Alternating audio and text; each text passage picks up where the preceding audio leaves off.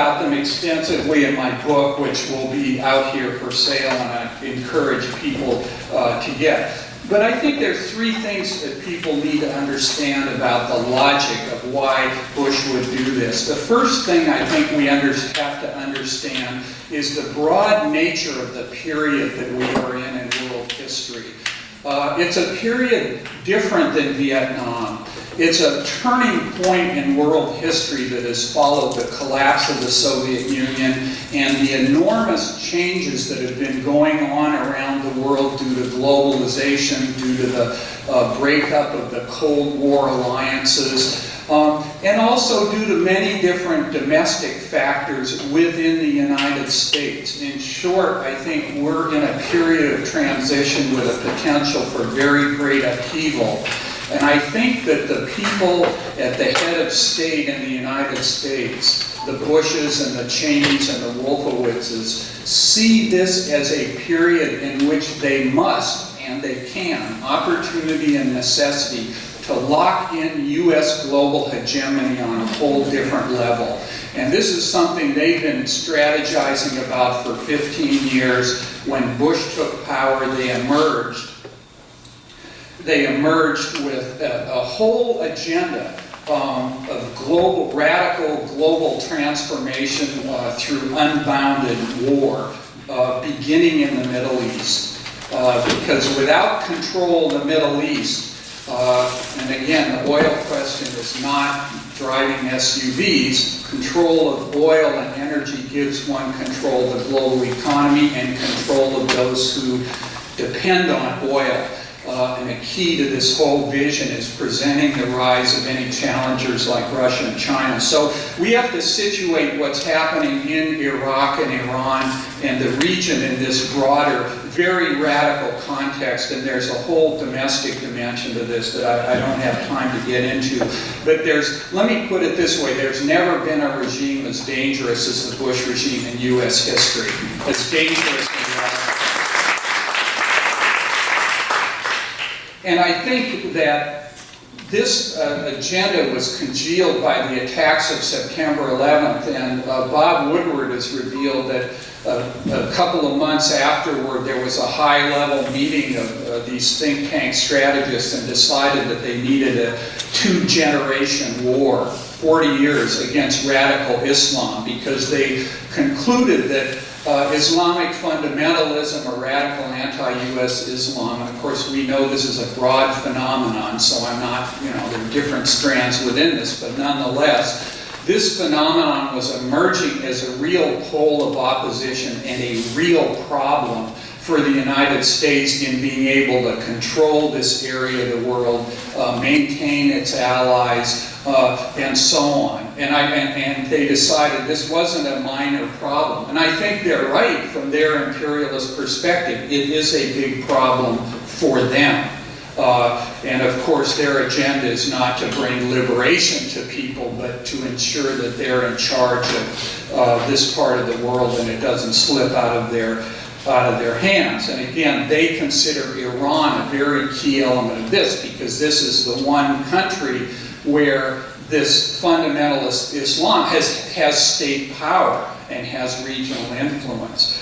So, and of course, this whole agenda of two-generation war isn't simply attacking Islamist forces. It's forcibly going into the region and attempting to drain the swamp, as they put it in their racist terminology, and restructure and transform these governments and societies. And of course, this makes Israel a very key element of their plan, and this whole agenda of regional transformation corresponds very closely with what the Israeli right has been arguing for years about liquidating the Palestinian people, or crushing the Palestinian struggle and preventing the emergence of a Palestinian state. And I just want to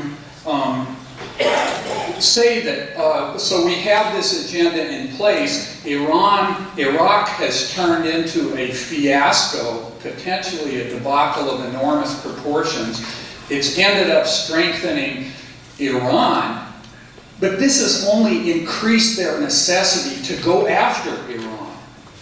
See, and these people feel the power of the United States is on the line here for generations to come. And of course, what they're talking about is the power of the imperialists and the corporate elite and so on in this country. And they're willing to kill and to double or nothing. And I think we have to take it to escape forward, as Anatole Lievins called it. And I think we have to take this very seriously.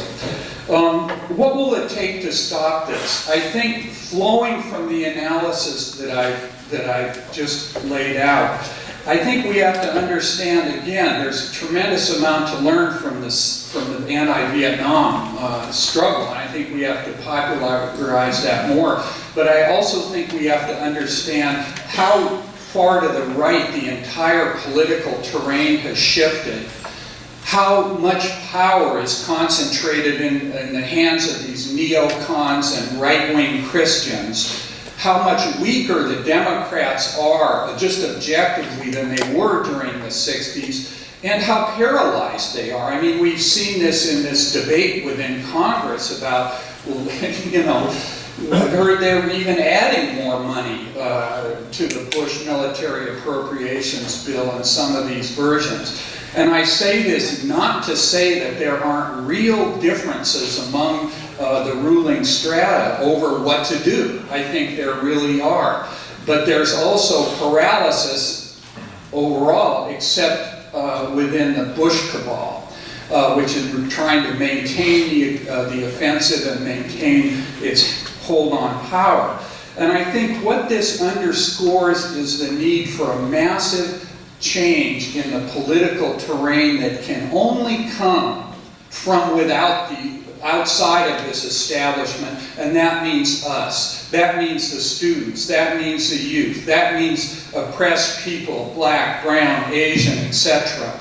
That means broad sections of the middle class. In confronting that the old means of influencing policy do not work, and we need an unprecedented, courageous, and heroic resistance that's determined not to rest until the war is stopped, ended, till Bush is driven from power and his whole agenda is repudiated. And that we can't... That can come through impeachment, it can come through many different ways, but this force has to be on the agenda, and I think the students are crucial in this. And I just want to conclude by saying that I think our stopping this war and repudiating this Bush agenda has global significance, because right now one of the horrible things is we're witnessing a dynamic of imperialism in the West on one side, just wreaking havoc in Lebanon, in Palestine, in Iraq, and potentially in Iran. And they're wreaking havoc to crush this Islamic fundamentalist trend, but it's ending